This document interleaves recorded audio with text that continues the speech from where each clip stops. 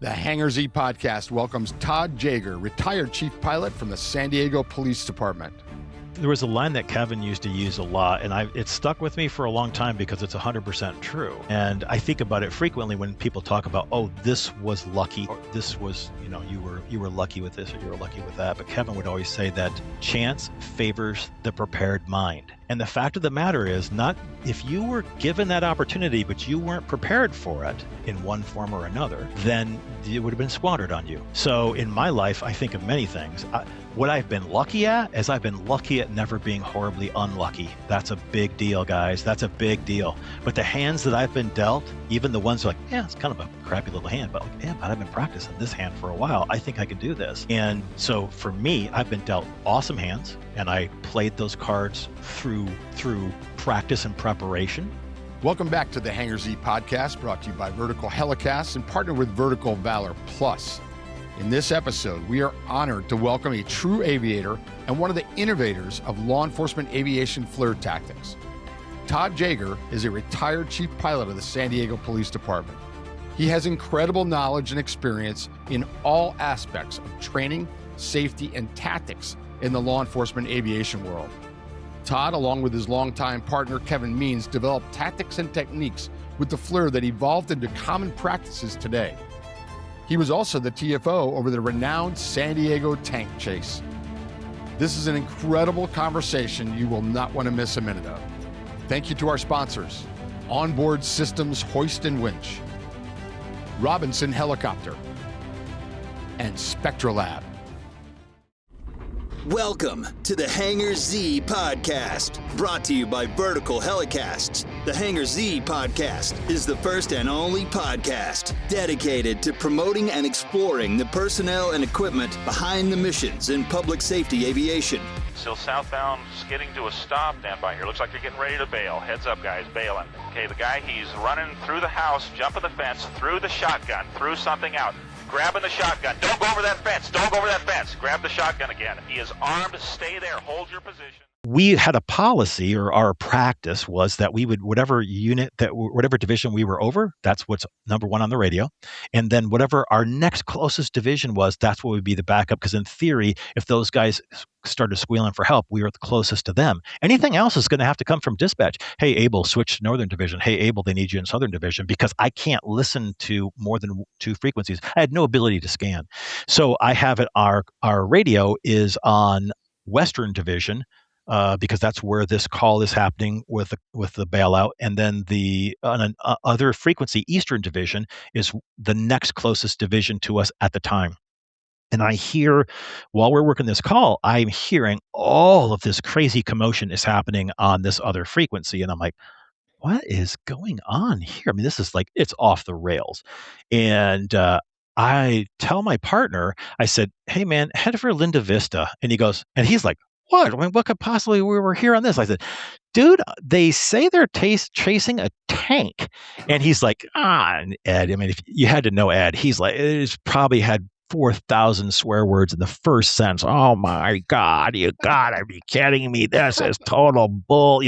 Let's just go, Ed, go. They're near the armory. And so we're on scene in like less than a minute, right? Switch over and right away find this guy pretty quick, right? And I'm like, holy smokes, this is the real deal. I mean, this is really happening. There's no black and whites there. There's just, in fact, I think at some point in time in the tape, you hear me say, hey guys, I'm talking to what I think is our black and whites. I said, hey guys, use caution. There's some idiots are out here in personal vehicles and they're following this guy right behind him. They're the robbery units that were on a surveillance that watched this guy drive through the chain link fence at the armory, and they're the ones who basically put this out. I mean, they watched it happen, grabbed their radios, going, holy shit, you guys, you won't believe that's happening right now. And so there you go. So we get going with this, and black and whites end up getting in and getting close. Some of the detectives notoriously did not want to give up their number one in the spot, for that. If you had watched what was about to happen, you'd think maybe this isn't a good place to be. If I can't back up faster than he can back up, I'm going to be literally dead, crushed here. And so my partner, Ed, believed that we needed to be there were a lot of people out and about. There was a lot of commotion. There's a million sirens going. This tank's making a lot of noise, diesel tank, and the helicopter's going around and around really low. And my partner says, hey, we need to get on the PA and tell these people to go back in their houses. Okay, well, maybe that's a good idea if you've never tried to talk to anybody from a helicopter before, because the vast majority of people can't hear what you're saying. And when you get on the PA, all they do is come out to try to figure out what you're saying. When in reality, it's this little tiny narrow. And this was back in the day where we didn't even have good PAs like guys do now. I tell people this to this day. It's like, hey, the helicopter was flying around. I could hear them saying something, but I couldn't understand them. I said, because that's where they weren't talking to you. If they were talking to you, you'd be able to understand them perfectly. So go back in your house and turn the TV on. Don't worry about it. So in this day, we're doing this, and anybody that wasn't out, now they are going to be coming out going, well, what is going on out here? Sam, let's take a look. And it was dangerous. And so when I'm talking on the PA, not only can I not talk on the radio, but I can't hear what's happening on the radio. And so here I am, like some stupid moron up there going, this is the San Diego Police Department. Go back in your houses. It's not safe. Go back in your houses. Well, first off, if they could hear me, they would come out to see, because I would too, like, what's going on out here, right? And so if you think about what we were trying, what the goal was for us in air support at any given time, which was providing assistance to the ground officers, that's our job, and information to unit commanders, this PA stuff was a total waste of time. It served no purpose at all except to completely take me out of the majority of the loop. And every time I would try to stop doing that, because every time I unkeyed, man, they have 1,000 questions for me. And I finally every time I would stop talking on the PA, Ed would be all over me again. Get back on that PA. Tell these people to go back in their houses. I mean, God bless him, but he had no idea what he was doing. I had no idea what I was doing, or I would have just told him to shut up and fly the aircraft, But of course, I'm not going to do that. He's my trainer. He owns the world of me, right? Uh-huh. So, yeah, I think I joked with you, Jack, at one point in time. I told you that one of my memories prior to the incident terminating, one of my memories was relatively early on in this, a dispatcher asking me, after I'd watched some of the destruction happen, and I am working triple overtime to try to get this on this really crappy camera with somebody who has no idea how to fly a camera, and a crappy camera on top of that, and we're uber low. Doesn't make things easier. It would only go so wide, and it wasn't very wide. Yeah. Had no stabilization. It was a mess. And I remember the dispatcher saying to me, Abel, do you see any way we can stop this? And I looked down and keyed up, and I said, no. Yeah. That cold. Like, you need to see this with your own eyes, guys. Yeah. And what's kind of cool is at the time, and I'm not read in on this stuff, but I've heard about it, that the command, SWAT, of course, it's like anything in the world. When patrol can't deal with something, get SWAT out here. Like, okay, well, I don't know what they're going to do, but yeah, good idea. That's the closest paramilitary operation we have. I don't think they drive tanks. And they were on the phone with the Marine Corps Camp Pendleton, trying to ask them, hey, what do you think we could possibly do with this? And interestingly enough, they recommended if you had a way that you could get a whole roll of concertina wire dumped in front of the tank, it would run over that, and it would stand a chance of gumming up the works on the train track. So, but I mean, oh yeah, we've got a little bit of that sitting in the back of this Ford Bronco right here. Let's break that out and use it. So what did they end up doing? They end up saying, and there's a bunch of communications that are happening not on the frequency. Of course, it would be impossible to do this stuff, but one of the officers, Paul Paxton, is at the time was a Marine Corps tank driver in the reserve, pretty high-ranking enlisted tank driver, and he knew as much about tanks as anybody did out there. And most importantly, they believed that Paul would know how to open the hatch of the tank. At the time, Paul was on our Western Beach team, and they drove Ford Broncos that were four-wheel drive so they could drive them on the beach.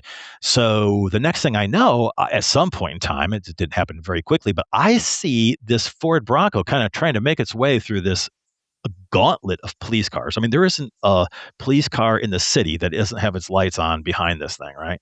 And I see somebody sitting on the tailgate of this Bronco, and I'm thinking, what on God's green earth what are they going to do now? And what I don't know is that the plan is that the idea is if this thing stops at any point in time, that this Bronco driver is going to basically slam up next to it, and Paul's going to jump up on top of the tank because he'll know how to open the tank, and then they'll do what they've got to do next. What ends up happening, and fast forward here, is he ends up high centering this tank on the interstate on the Jersey wall. And none of us knew it at the time, but he was pretty darn stuck. He's not going. He really, really couldn't have gone anywhere. And with 2020 hindsight, looking back, at one point in time, as he's moving that tank back and forth, one of the tank tread wheels bangs into the side of the Jersey wall, and basically that whole tank tread just peels right off that. But nobody knew that or understood that at the time. Sure. And at the same time, he's moving this tank back and forth. This tank is moving. You can watch. You don't have to look at my video. By then, there was news media on scene.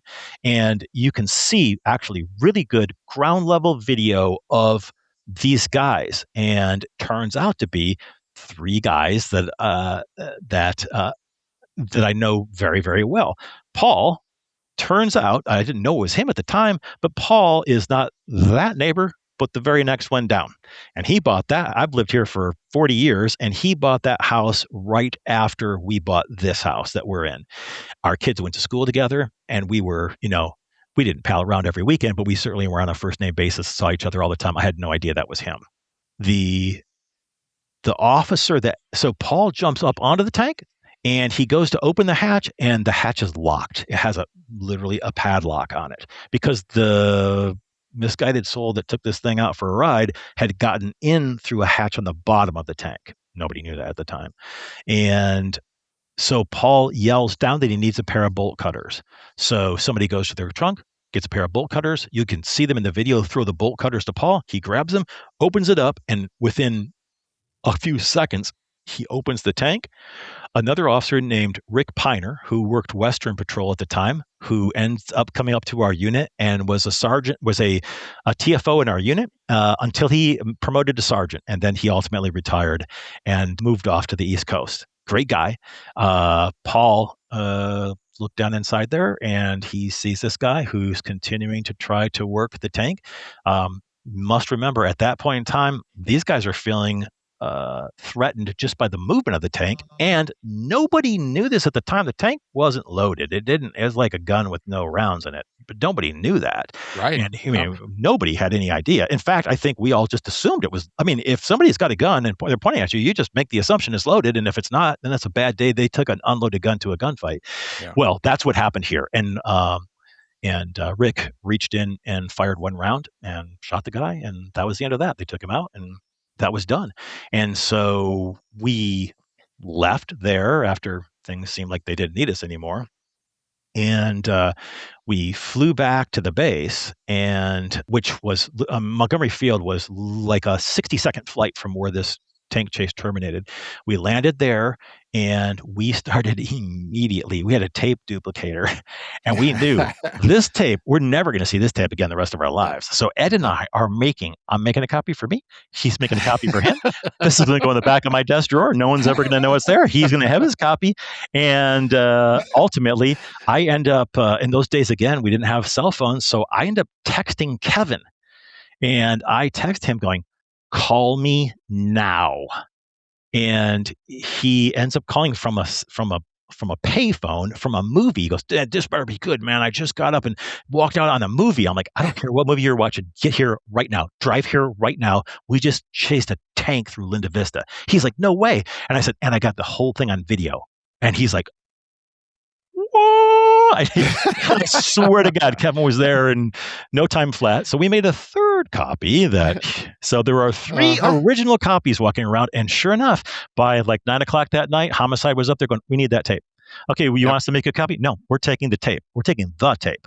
"Okay, well, we should have a copy." "Yeah, exactly." I'm like, "Oh, that's the only one." Glad no copies of that exist any place in the world, right? Yeah. Oh my gosh. So a couple things, sure, specifics here. There was somebody else at the termination point that ended up in air support too, right? Phil Cady was there. Phil Cady. There's actually video of Phil up either on or near the tank. I can't remember exactly what.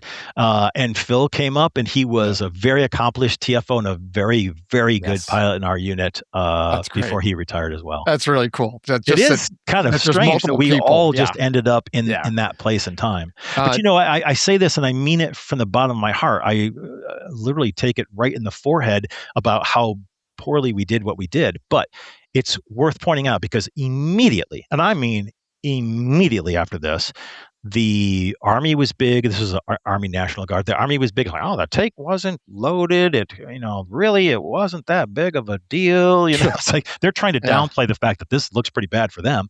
Well, then right away, it's like, well, you cops shot an unarmed man. How could you possibly do that? You basically executed an unarmed man. And heat came almost immediately. But you got to remember, nobody saw what he was doing. All they saw is there's a tank on the side of the or in the middle of the freeway, and there's a dead guy. Why did they do this? And the police department's like, we'll show you why he did this. Boom. Yeah. And by the next morning, they had already released that tape. No questions asked, released it to the public, to the media. And I'm telling you, people all over the world were watching that video. And they watched this guy did an amazing amount of destruction in a relatively short amount of time. And certainly, one way or the other, there could have been many, many, many, many dead people. And we could still be out there chasing this guy to this day, practically. Tongue in cheek, of course. But, the fact of the matter is all of the heat that came down on the PD subsided, if not completely ceased, the minute that video was released. Yep. That was the first time, to my knowledge. I mean, there might have been a pursuit or two that maybe we worked and somehow it got released. I don't remember that, but I know this was a big, big, big deal. And they wanted, the police department went from being a bunch of bad guys to, Paul and Piner are being flown to New York to do talk shows. And I mean, it's like, you're just like some pop culture hero on the spot, You stopped, they stopped Godzilla, man. Yeah, I mean, absolutely. It's like something out of a movie. Right. And there it is. Right. What was the duration of the pursuit from the time you got over till the termination, approximately? You're going to ask from memory in my mind. Yeah, I would say 30-ish minutes or so. Yeah, I would say honestly, I would say 30 minutes or so. Okay. Maybe it was a little bit longer, but it was probably right around that. And within that 30 minutes, when people watch this, I mean, the thing that I see vividly over and over is the RV. Yeah, right. There's a parked RV, like a Winnebago. And he goes through that RV and he basically slices that it RV. in half. Yeah, absolutely. He just fillets it. Yeah. If that's a house, if you think of a tomato and a Ginsu knife going through the tomato on the cutting board, that's exactly what that RV looked like. And what else, John? You remembered something too when we were talking about this, the phone pole. Oh, the light pole he takes down. The light poles. Yeah. He knocks that thing over, and then it kind of falls and gets hung up on the top of the tank, and then he's kind of dragging this thing with him for quite a long way. So it hits another pole and gets ripped off. He was also very fond. He was also very fond of running over fire hydrants, and so when you looked out, I mean, it's like this guy couldn't resist. If he went to a fire, I've actually saw him pull up. Oh, I missed that one. Stop, back up, and run over that fire hydrant, right? And when I remember a couple times looking back, like over my shoulder at what we were coming from, and there's just nothing but fire hydrants in the air. I mean, the water pressure must have been dropping in that area. That's how much water was in the air. It was crazy. It's amazing. Yeah, it's like a kid playing a video game in Grand Theft Auto, just going over everything that you could possibly find. Absolutely. Crazy. There was a documentary that I watched a while back, and I can't remember the specific details, but it talked about, or they speculated on some of his intent. I don't know if you remember any of the details, but I believe they speculated that he did have some intent to go and hurt somebody. I want to say it was his wife that maybe worked at the medical center that was near where the pursuit terminated, and he got stuck. Do you recall anything or specifics on that? Thank you to our sponsor, Robinson Helicopter Company. For over 50 years, Robinson has been a cornerstone in vertical lift, dedicated to making helicopter missions accessible, reliable, and safe. By maintaining a vertically integrated manufacturing base in the United States, Robinson delivers practical, high-performance tools for difficult missions. Whether it's the legendary R-22, where so many pilots began their journey, the versatile R-44 and R-66, or now the new 10-seat R-88, Robinson continues to set the standard. Now through Robinson Unmanned, the company is expanding into autonomous and remotely piloted aircraft for civil, commercial, and defense sectors. Robinson Helicopter Company, committed to efficiency, reliability, and supporting your mission, whatever it may be. Visit robinsonheli.com or robinsonunmanned.com to learn more. Climb higher. I'm not familiar with that. He had obviously the media starts going and talking to his neighbors and so on. This guy was having some serious mental issues, and he would strap lights onto his lawnmower, and he would mow his lawn at nighttime. He was digging some kind of mine in the back of his backyard up there. He lived not too far. I think he lived in Claremont, and so he was mining for whatever gold. I don't know what he was doing. The guy was not all there for certain. But, he was a former tanker in the Army, and he knew exactly how to get in this tank. And he knew that they didn't lock the bottom of them in the day, which I'm sure they do now. They probably did 15 minutes after this pursuit. Yeah, right. New policy came exactly. the next morning. Who hasn't been there before? Oh, my gosh. Well, it really is very unique. And did you feel helpless? I mean, what were your emotions at the time? I mean, I know you had a lot going on, but was there like a helpless feeling going, well, there's like you said, there's nothing we can do. I just got to document. Is that what you were feeling, or what? I think to me, I probably felt like, wow, man, we're supposed to have the answers to everything. I have the answers to nothing. Yeah. I don't know what to do. I'll answer their questions. And they did, as I think back, I don't remember specific things, but they did ask us a lot of questions, and we did our best to give them answers to the best of our abilities. I did definitely have this sense at the time that we were the only recording of this. Now, there turns out, there's some people with a old VHS camcorder or something like that. And ultimately, Channel 10's helicopter did arrive. And that was back in the day where literally they sat with the doors open on a Jet Ranger and hung out with a camera on their shoulder, And I remember at the end of this, Ed telling me that he was trying to coordinate with Kyle Anastasia was the helicopter pilot for the one and only station in San Diego that had a helicopter in those days.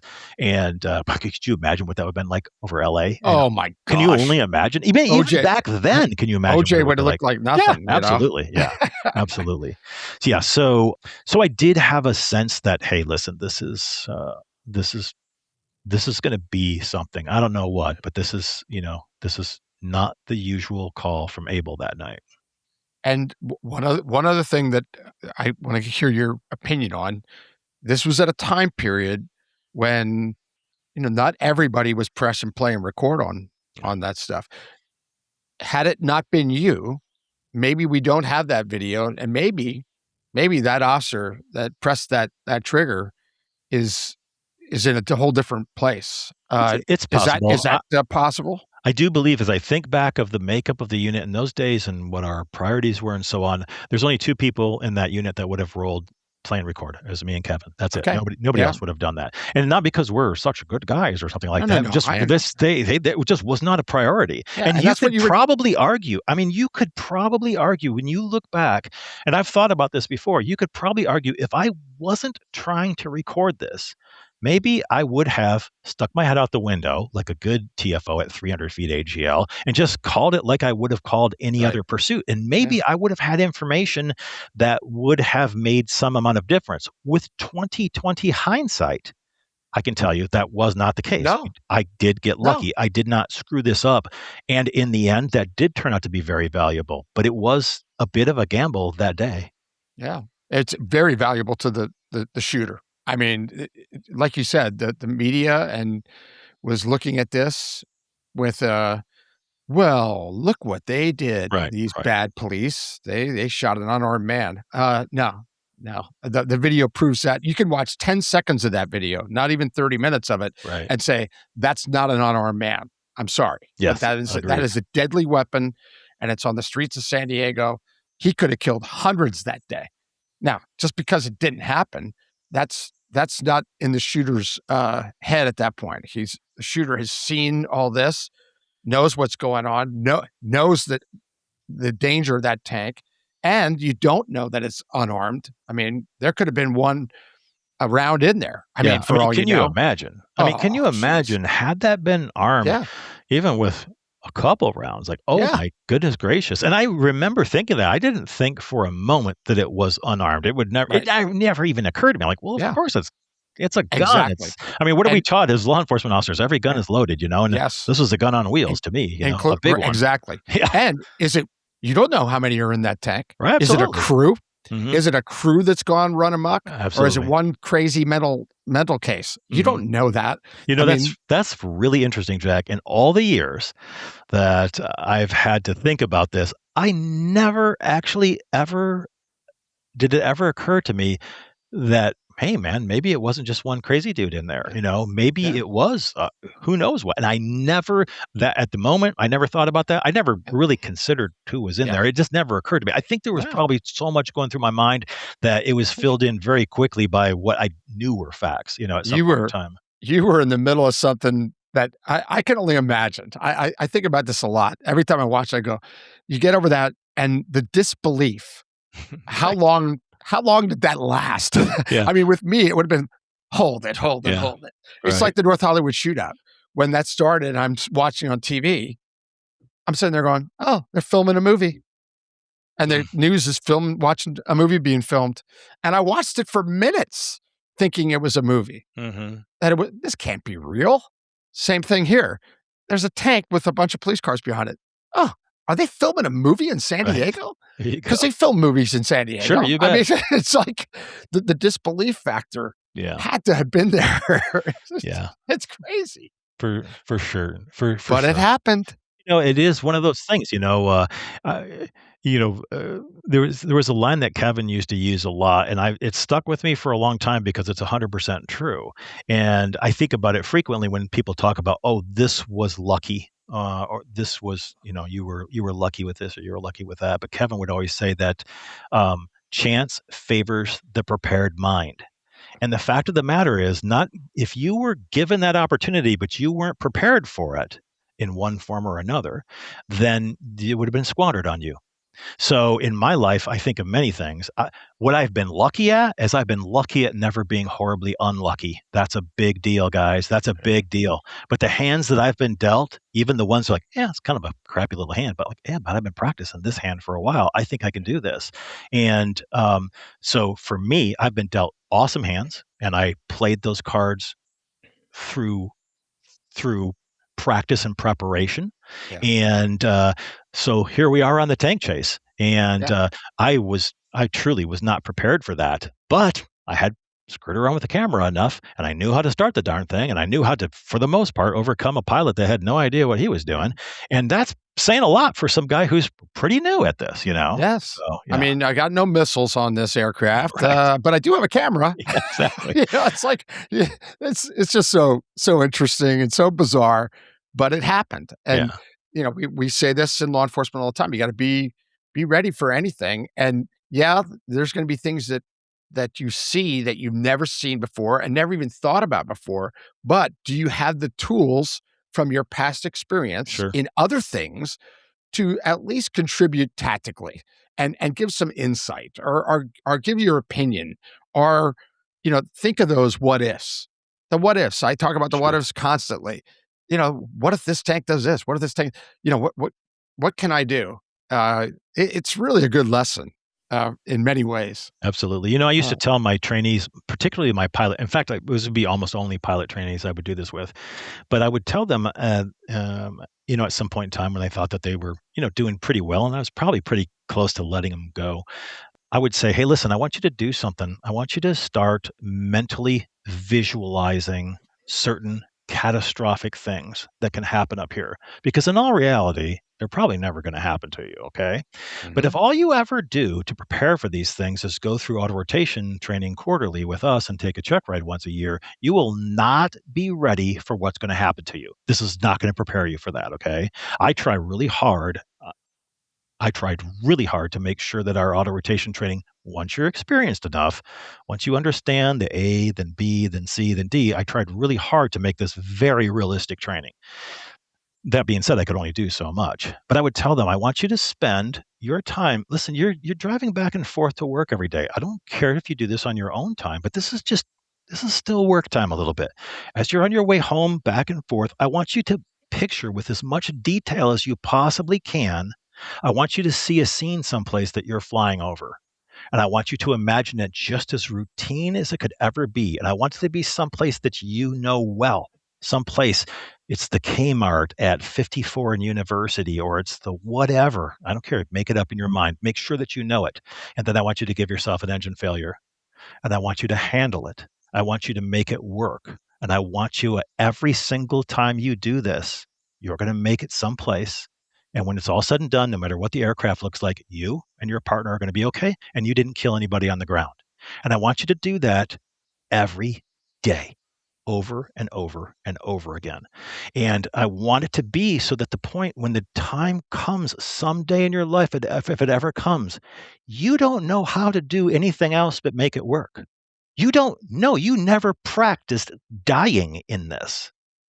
You only practice succeeding. So mentally that day, you are going to rise to the occasion because it's the only thing you ever trained yourself to do is win. There you go. Excellent. There are professional sports teams that pay big dollars to have people come in and tell them what you just told our audience. You bet. You have to visualize success over and over, and failure is not an option. You're going to walk away every time, and it gets you in that right mindset. Right. Mindset's so important. Absolutely. John, anything else about the tank before we get into this last segment with Todd? Just briefly, we talk about the what ifs, as Jack said a lot. We want the first time we're doing something not to have been the first time we either have done it or at least thought about it. A lot of those things that we talk about are higher probability things of incidents. An officer involved shooting. If you're the TFO on day one and this happens, this is what you need to be prepared to do. That's a more realistic incident than responding to a tank pursuit. And I think what's really neat about the fact that it was a tank pursuit is it draws your mind and imagination beyond the normal things that you typically think of responding to. I think if as a TFO you can figure out in your mind roughly what to do in the event of a tank pursuit, you could probably work through most anything that exists in the realm of possibility. So it's a great exercise in creative thinking and creative problem solving. I appreciate you taking the time to talk through that. I'm sure it's as you said, it's not, in your mind, it's not your proudest moment as a TFO, but there's so many lessons learned, and you talked about what some of those lessons learned were, and it forces other people as they hear the story to think through their own creative solution process and what they could potentially do given the resources that they have in their part of the world, the US, or wherever they might be listening to this. So I appreciate you taking the time to go through it and the vulnerability of talking about some of the things that you felt like you didn't do a good job in. I think every incident we can always look back and reflect on something we didn't do, to the best of our ability. And that's not always fun, So again, thank you for taking this much time to go through something that I think has a lot of value and importance in discussing, not because it's novel, but because it's a valuable exercise. So thank you for that. You're welcome. Thanks for putting it so succinctly at the end there. Oh, this is great. That was very well said, John. And I will just add that I think Todd's being a little hard on himself. If you put yourself in his shoes at that altitude, with that equipment, with that pilot, with that situation, in that time frame. Again, this is not today with Churchill, a shot over cameras and shot over maps. And this is what year, Todd? What year was it? This was been 95, I believe. Yeah. Yeah. It's 1995, ladies and gentlemen.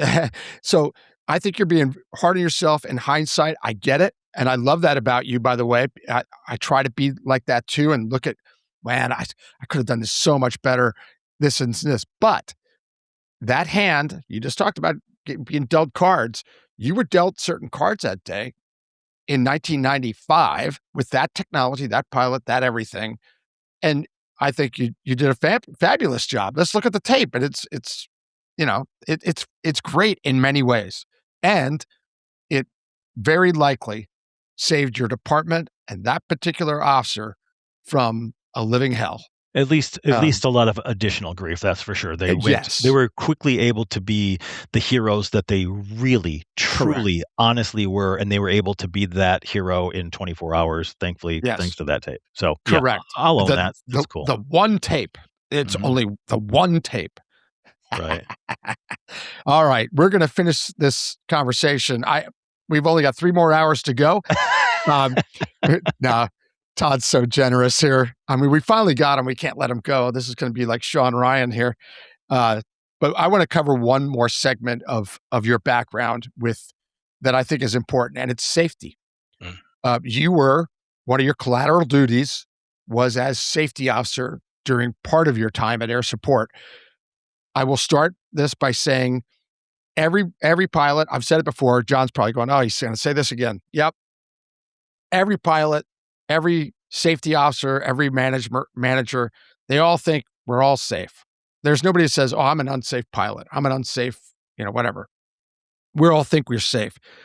But we all also know that there are people that do not have an ounce of safety in their bodies. Even though they might fly a whole career and not have anything go wrong, when it comes to safety thinking and the mindset of safety and the foresight of safety, they don't have any safety, and they have no business ever saying that they're safe. Todd is a person that has a safety mind. And when I say that, that's a big compliment, because I didn't have it. I mean, I got changed. I said it before, by Marco Bolanos, a safety officer. Todd has the Marco Bolanos attitude, mindset, and safety thought. And I called you many times over the years and got your 2 cents on safety issues. So that's why I think it's important that we end with this. Talk about the safety culture in law enforcement aviation, things that you saw that are really jump out at you, where you stepping in made a difference and doing the right thing and the safety thing, even when others might be critical of it, mad about it, not thrilled about it, lukewarm about it. Talk about that as a safety officer. Whether your mission is saving lives or servicing high-value assets, Onboard Systems Hoist stays ready to assist. Features such as single-point payout reduce the potential for hoist-induced load swings, enhancing overall safety. For more information, go to hoist-winch.onboardsystems.com. Well, I'll tell you, when I took over as the safety officer in our unit, relatively early in my pilot in command experience, you had to be a pilot in command of the unit to be a safety officer, which is 100% valid. And the officer that was really, when you get right down to it, he was the first safety. It was Gary Rosink. He was the first real safety officer that we ever had in the unit. And through some attrition in the unit, he became the helicopter flight instructor in the unit. And although at the time it didn't necessarily say this, that doesn't make any sense. That guy cannot be the safety officer. He is the lead helicopter flight instructor. When I was done with it, by the time, good policies were put in place, that was absolutely forbidden. You couldn't do that if you wanted to do that. That is a conflict of interest that cannot occur. Period. End of discussion. So one of the first things I didn't know what to do. Well, I'll back up for a minute.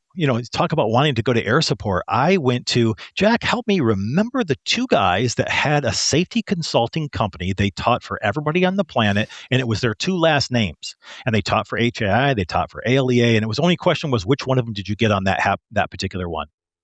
Craig Geis. Yes, it was Geis and Alvarado. There it is, Geis and Alvarado. Yeah, when I worked Southeast Patrol, I was paying my own way, going on vacation, going to HAA conferences, and sitting through a 3-day aviation safety course with Geis and Alvarado. I wasn't even in the unit yet. Okay, so I was always interested in this, and these guys were just literally they were playing my theme. I really thought this was interesting. I didn't have a lot to hook it up to because I had no experience except my private workings as a a private instrument commercial pilot, Sure. renting an airplane someplace.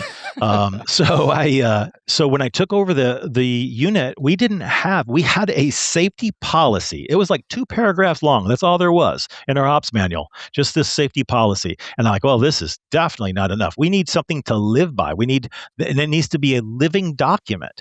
And so I reached out to Chuck Paraguay from LAPD.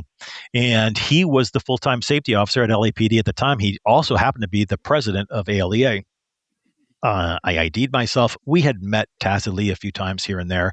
He actually helped me prep for what was ultimately my pilot interview in the unit, because I was part of this cadre that we were the first time that nobody had ever done a pilot interview. So we didn't even know what to be ready for. So I reached out to a few people I knew in the industry that, hey man, can you help me with this? I'm about ready to go for an interview. I don't even know what to prepare for. So Chuck was really good with that. I asked Chuck for a copy of your LAPD's safety procedure. And he told me that he wouldn't give it to me. He said, I will send you a written copy of it, but I'm not going to give it to you in a Word file or anything like that, because I don't want you to take this and change the wording in it, and all of a sudden you're going to wake up one day and think that you have a safety policy, because that's not a safety policy. That's somebody else's safety policy. And you wanted to tell people that you have a safety policy, but you won't even know half of what's in it because you didn't write it yourself. So I sat down with this manual that's written for an agency that has 16 helicopters and 100 people in its division. And I have a little tiny unit that has or at the time we had 4 helicopters, 2 airplanes, and I think there were 8 or 9 of us up there. Yeah. And that's not, and I'm trying to make these things work for each other. And, some things are applicable in principle, but man, the everyday, how do we make that happen? That's crazy. That's never going to work here. And there were a lot of people that would want to say that many of those things, like, no, we can modify this particular thing. This is a great goal that they're working towards. This is the spirit behind this section. Now, we can't live by the law of their section, but we can develop our letter of the law here that fulfills that spirit and still works for us here. So I spent an ungodly amount of time doing that.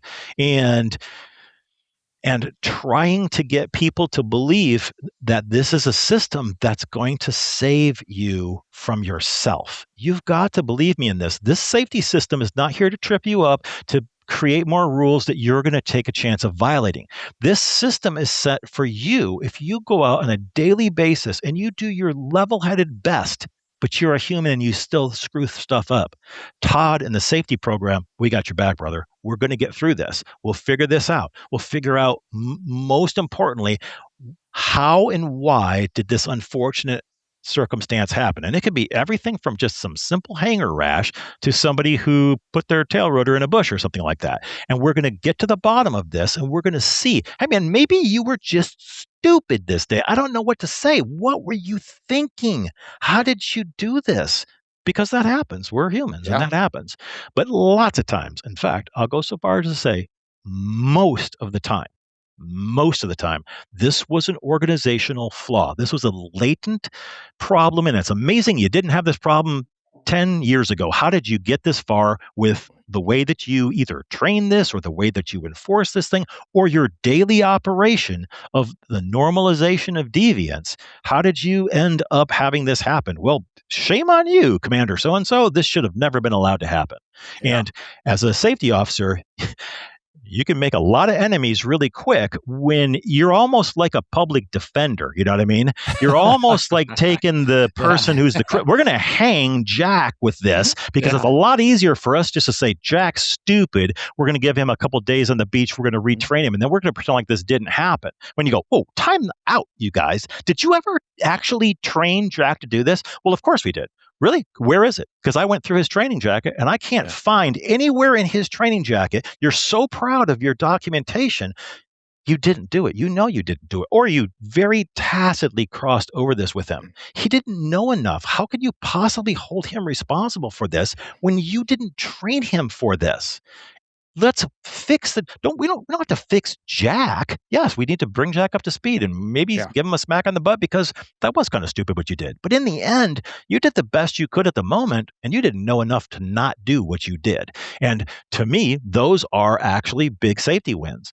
It's a big safety win to do that. It's even a bigger safety win if you can find something to create a physical process that prohibits the human from being a human under these circumstances. I'm going to give you, this is so simple, but this is a very, very simple example. When I took over the safety officer, there's a laundry list 4 miles long of the things that will require a safety investigation by the safety officer, unless I was involved in it. And if I was, then I can't be a part of it. It has to be delegated to somebody else. The vast majority of my safety incidents were hangar rash. Oh my God.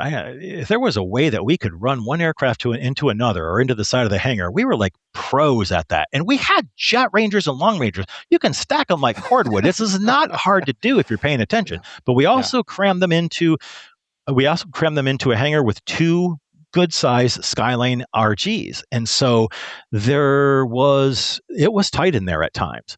And we were notorious. I'm telling you, when you went to go move an airplane, I'm like, oh man, what's the over and under that we're going to break something on this? I mean, it was horrible. And we had one particular thing. We just kept repeatedly running we were so concerned about this airplane versus the helicopter that it was very near that we failed to watch the hangar door on this side. And every time I turn around, we were running this airplane into that hangar door. But we didn't have enough bodies to have wing walkers all over everything. This aircraft's got to get out of here. So I sat there one day and I said, man, what if we're going to take some time to make this work, get everything out of the hangar, take an airplane over here, set it up so that any angle this airplane is on, if the wheel on this airplane is on the other side of this line in the floor, you cannot hit that wall with the wing. Now, I don't care about your helicopter. Deal with that. I mean, go over there and watch that one live. They move around. But this wall's not going anywhere, guys. So every time you take the airplane in and out of here, make sure that the wheel closest to the hangar is on the other side of the line. You can't screw this up. You know what I mean? That just literally takes the human out of it. That right there is a safety touchdown. That's a grand slam home run. You have now prevented the simplest of things, but that cost money, take time, pain in the butt. Maybe a mission goes down because you just ripped half the, anti-collision light off this aircraft. It's not the end of the world, but it's a pain in the butt, and it costs us time and it costs us money, and we're embarrassed over it. Guess what? Don't do that again, or follow this new procedure, which isn't hard. I'm not asking you to do anything crazy, break out a laser rangefinder or anything. Just put the wheel on the other side of the line, you guys. There you go. That's the safety officer doing his job. Yes. And talk about, how sometimes it's not very popular, and but you got to persevere. Yeah. You just got to do the right thing. You had some examples that I think were in your head. We talked the other day about this a little bit. Well, I can think there were definitely a couple things that happened it was not an easy job. Another Kevinism. Mm-hmm. The right thing to do and the easy thing to do are usually not the same thing. Ooh. I'm telling you, that is the story of my aviation life. It doesn't matter. I can go through all the way through to my new job that I have now. And the right thing to do on a day at work and the easy thing to do are never the same thing to do. But I do my very best as a human to always do the right thing.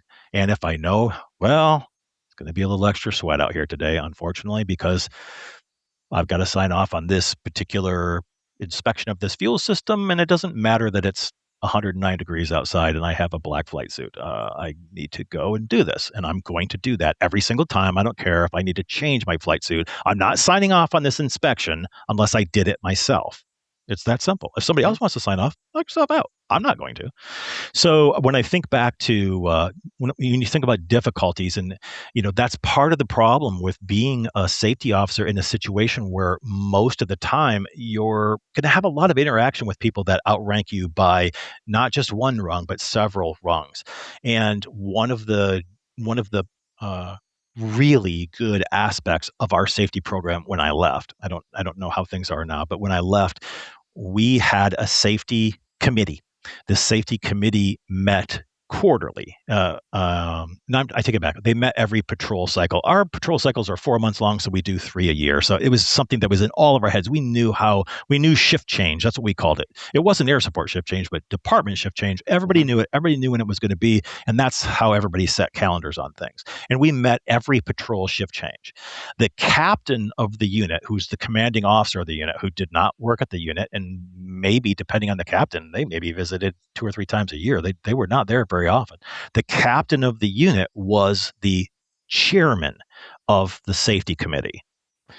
The coordinator of the safety committee was a little PO2, me. And then every single entity in the unit, from training, maintenance, and supervision, had a representative that was on that board. And it was not something anybody could go, but you didn't have a quorum unless you had all of those things. They all had to be in place. And we worked, I learned this from LAPD. We worked off of minutes of the meeting. If you're going to get up and you're going to say something, it's going to be on the record that you said this. Because someday we might be defending some kind of accident someplace where we're trying to explain how we thought we were doing things the right way, or how we absolutely were doing things the right way. But we need some proof of that. And we approved the previous minutes. And the other thing that the minutes did is it kept us accountable. When we went into someplace and we listened to a particular incident that happened, and we all in the end agreed that we were going to handle this such and such a way, there were assignments made right there on the spot. If this was a maintenance issue, it was going to go to the maintenance officer. If it was a training issue, it was going to go to the training guy. If it was a general safety policy, it was going to go to me. And now it's on there, and it's saying that, hey, listen, I'm responsible for this because we're going to have another meeting in the not too distant future. And we want to see that you handled this. Is this a done deal? We agreed that this is what we're going to do. And the other thing about having the captain involved in this is that the captain did not need to seek higher approval to change policy within the unit. So we could change policy right there on the spot. And of course, we're working off a completed accident or completed safety mishap report of some kind. And I would say, hey, we do it this way, but this is just because we've always done it this way doesn't mean it's the right way to do it. I reached out to 15 different agencies, and only 4 of them do it the way that we did. And these other agencies do it this way. My recommendation is this. And I'll be honest with you, most of the time I'd talk to those guys, the other guys, everybody except the captain, going, hey guys, this is the way I really, really like this to go. If you think I'm totally out of my mind, we're doing this like some pre-committee work here in the, halls of Congress, let me know. And they're like, oh, man, I think that seems pretty reasonable to me. Or they would say, no, man, I don't agree. I think that's overkill, and I think you're overstepping yourself. And then we would go and we'd float it and we'd see where it went. And, yeah, but there were a couple times that I was involved in some investigations that were unlike the anonymous example I gave you, where somebody went out, they made a movement with an aircraft that resulted in some damage to the aircraft, minor. Thankfully, we never had, during my time as a safety officer there, we never had an actual aircraft mishap by definition.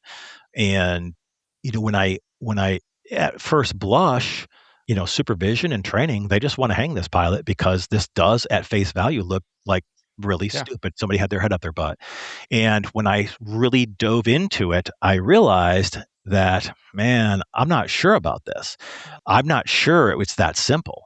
And I pull up, a particular training officer's records. And this training officer is a very, very articulate, very, very likes to write a lot of words in his evals. And I go through months worth of evals, and I can't find any place where you address this with them, or you addressed it more than once with them. And now they're signed off as a restricted pilot in command with no instructor on board to go do this. And then they screw this up. I'm not saying they didn't screw this up. I agree completely. It would have been nice if he would have just done what he was probably taught to do as a private pilot helicopter, but he didn't. And it was never reinforced here. And that's the problem. When you're lining up the holes in the proverbial pieces of Swiss cheese, the pilot was the last piece of Swiss cheese. He was it. And after he got done holding on to the Swiss cheese, there's some bent metal someplace.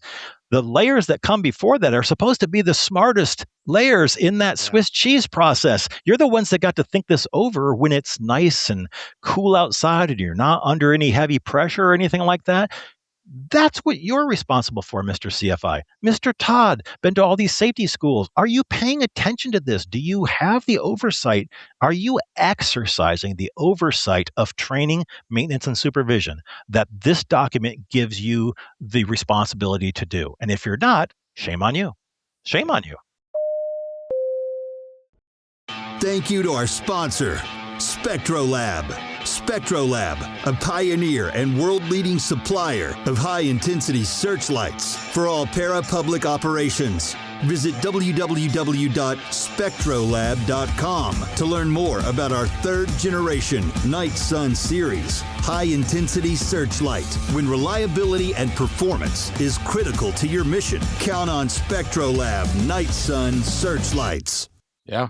Yeah. Outstanding. That was excellent. I'm so glad we spent a little time to get your safety perspective. That's great stuff. Great stuff. And it's timeless. That safety stuff is timeless. That's 100% true. That's yeah. 100% I mean, it doesn't matter. Yeah, technology changes some things, but safety culture, how you handle safety, how you look at it, having foresight, all that stuff, that doesn't change. Absolutely. It's very relevant. I'd like to end with this. With safety, because I respect your safety mindset so much. We chatted the other day and you mentioned that you listened to the podcast recently on fatigue, which was a collaboration with the Valor Flight Crew podcast with Mike, Blake, and Woody and I. And you heard something, and I believe it was Mike that talked about it. We all kind of dabbled in it, but Mike really brought out the point of having a bad day because, you're fighting at home or the kids had soccer or whatever.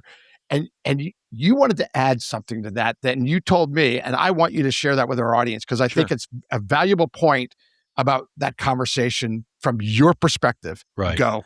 Well, those three guests that you had on that portion, you and Woody and I'm sorry, I don't remember the other two. Mike and Blake. And Blake. Yeah. They were talking about things from an EMS standpoint, and I can't directly address the EMS crews themselves, the nurses and medics. But as pilots, we work a 12-hour shift. And on the PD, I worked a 10-hour shift. Not vastly different from each other. I work more days in the row now than I did before, but it's the same thing. You would see the same thing. You would have pilots that would come into work and it's like, man, I'd say like at least 2 out of 4 days, this guy's dragging butt, right? I mean, some people are a little bit more adept at snooping and pooping in the dark. Other people want to be home in bed sleeping. I've been very fortunate of always being kind of a night type person. But that being said, and the point that I made to you was that, in my opinion, setting aside the medical crews, because their life in the hand that they're delivered in a 24-hour shift is significantly different than that of the pilot. But that being said, as a pilot, I don't care who you fly for. You can fly for an airline. You can fly for the police department. You can fly for SDG&E. I don't care who you fly for. You have a responsibility. You have a responsibility to show up for work ready to do your job. You don't show up to work impaired on alcohol, even though you might have liked to have had a beer within 8 hours of your shift. You wouldn't do that. But you think it's okay to show up going, man, I just didn't have time to go to sleep, or I slept today, but I only got an hour's nap. As you and I talked about, Jack, there are certainly times, there are curveballs that come up in life, family things, personal things, who knows what it was. And that's legit. That's like being sick that day, okay? Hey, sometimes you wake up and you have a sore throat. I'm not sure I should fly this flight, or man, I had too many chocolate bars with non-real sugar in them. Today's not a good day for me to fly.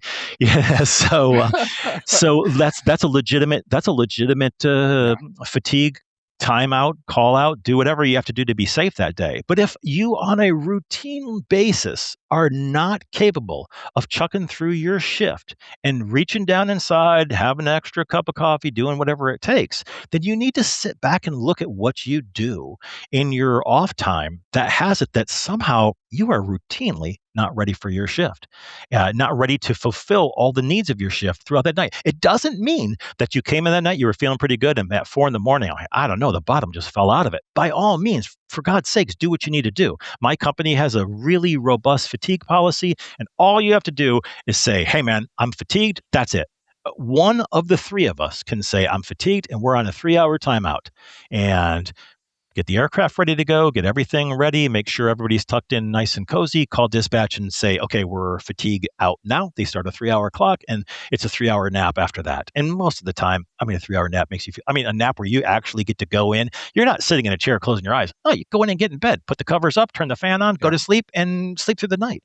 But when I think back to my time on the PD, whether it was in patrol or whether it was in air support, when I worked patrol, it just wasn't fair. I didn't have kids. When I worked graveyard on my days off, I lived a graveyard life. I never went to bed before like 4 a.m. when I worked graveyard, ever. I was a lot of time by myself because my wife worked days. I did all kinds of stuff, just, here I am. But most of the time, frankly, I was studying pilot stuff, Yeah. So I'm sitting there with John and Martha King watching VHS videos trying to pass these written tests.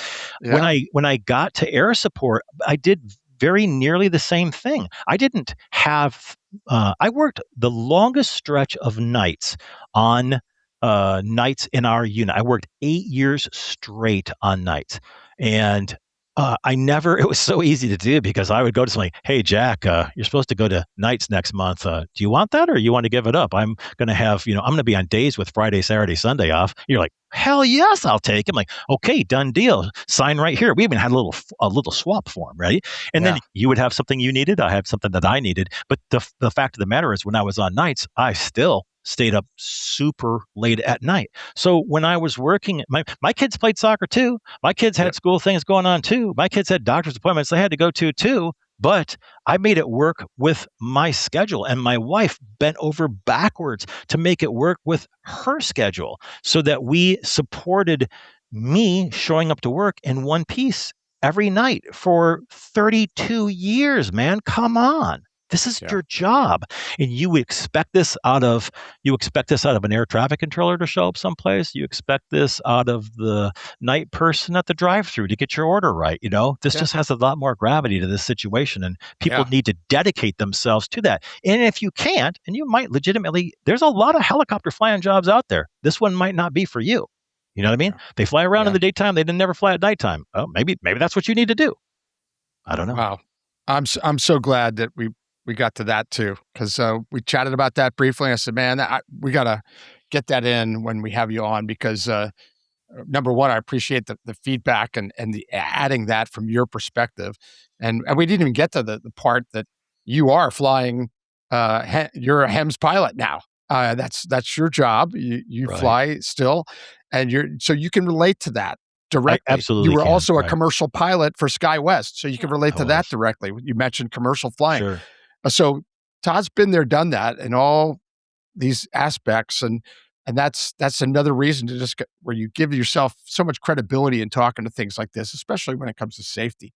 So I go to work every day. Thanks for sharing that. At my new job, I've been there almost 2 years now. I go to work every day and I learn something new every single day. I don't think for 1 minute I have this figured out, because I think 10 seconds after I think I've got this figured out, whoa, that was a major curveball. I'm not sure I can handle that one. Right. So I try to keep myself on my toes.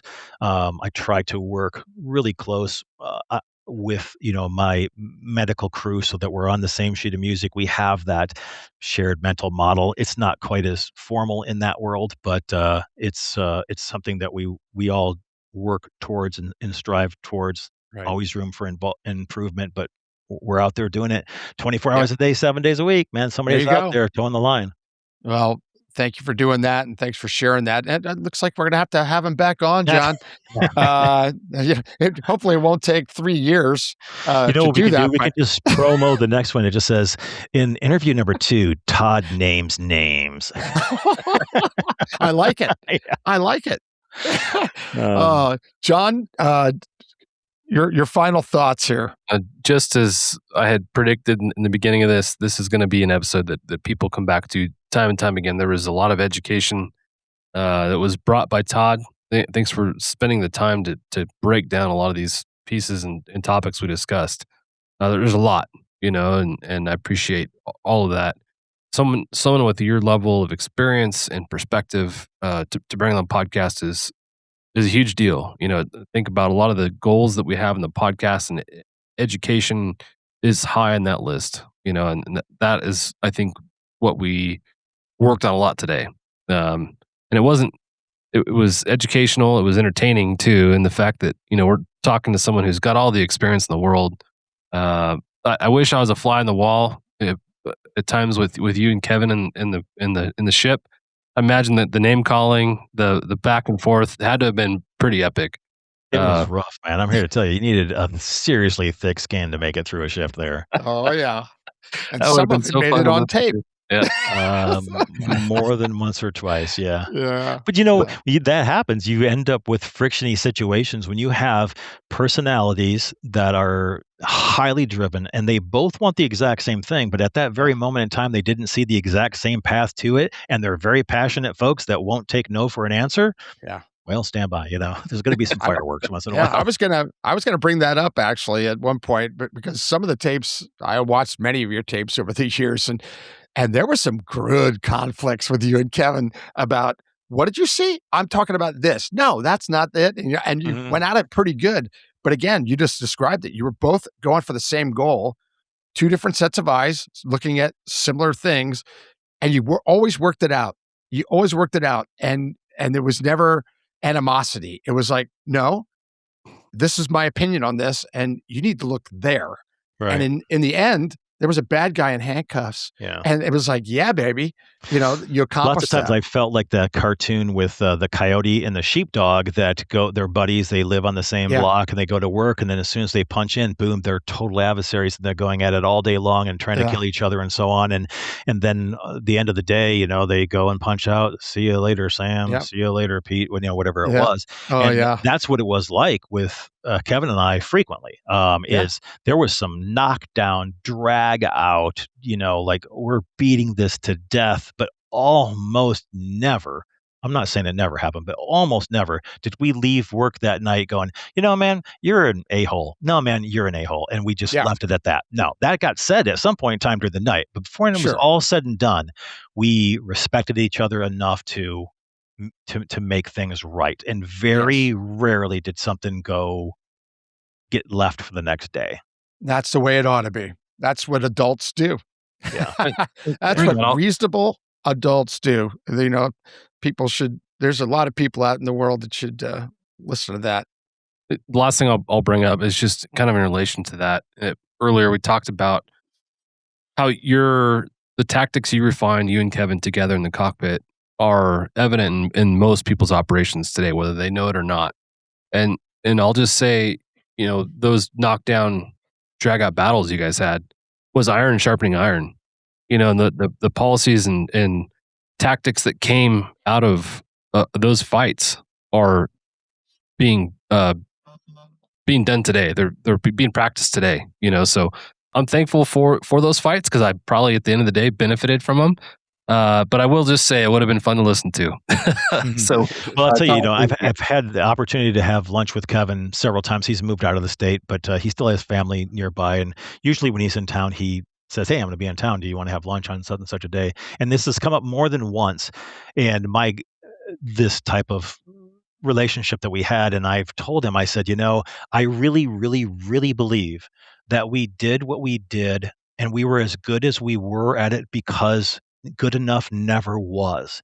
We never let it be good enough. And we always, if the other guy came in and said, hey man, I was thinking about this. What about this? The other guy would just take counterpoint. He was just such a butthead about it.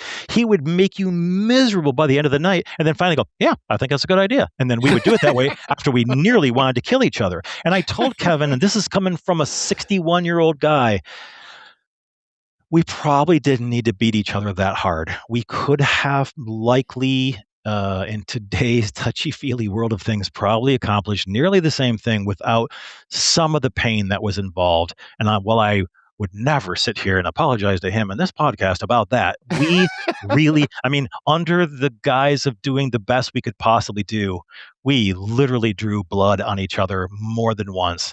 That, when it's your best friend and you just got whacked all the way to the bone on this one, you're like, whoa, man, that was a tough one. And we did it to each other more than once. Yeah. It doesn't need to be that egregious. Well, thank you, Todd. Well, thank you. Yeah. Thank you guys. Todd, I can't thank you enough for a lot of things. I really mean that. I owe you so much in so many ways over the years. Your wisdom, your mindset, your advice, your friendship, everything. Really, really appreciate it. And I just really appreciate that you spent so much time with us, because I know, and John knew, how valuable you are to this industry. You can be humble about it. I admire that. I respect it. But the fact is, you and Kevin, we told Kevin this too, the two of you together changed an industry in a big way, in many, many ways, and continue to do so by being on this podcast, I might add, because another generation that didn't have Kevin and Todd now have Kevin and Todd available to them in a podcast form to hear from them from a different era. But all that groundwork you set, it's incredible. It's incredible. You were both incredible instructors and did so much for law enforcement aviation. So that's why I pushed you so hard, because I recognized that there's a generation out there that really don't know Kevin and Todd and Jack. You know, we're from that a little bit in the past. True. And I can relate to that. And I just wanted to make sure that Kevin and Todd got a platform to share their wisdom and that what they did and how they did it, so that others can benefit from it. And we accomplished that today. In three episodes, we accomplished a great deal, and we could do 3 more. But thank you.